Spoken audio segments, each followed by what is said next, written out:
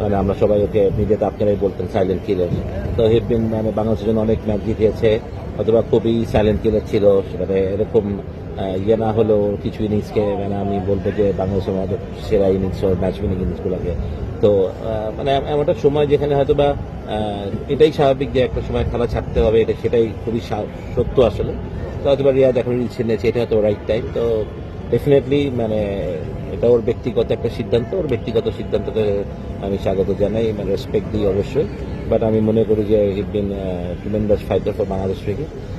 মানে বাংলাদেশ ক্রিকেটের একটা উত্থানের সময় তার পুরার উপকার সব ছেলে যারা করবে না। আমি সাকিব, তামিম, আশরাফি, মশিয়ান, রিয়াদি, পাজিলের কথা বলি আমরা, যে সত্যি কথা বাংলাদেশ ক্রিকেটের একটা উত্থানের পিছিয়ে ওদের অবদান অনেক, এবং রিয়াদের মধ্যে একটা সোলজার, এবং very good fighter, hard working kid, সবসময় পরিশ্রম করেছে, কষ্ট করেছে, এবং পারফরমেন্স করেই বাংলাদেশ দলের জন্য খেলেছে। But he was bit unlucky, অনেক সময় ওখানে অনেক কথা হয়েছে, এটা হয়েছে সেটা হয়তো বা ঠিক না। His always is a performer আমি মনে করি।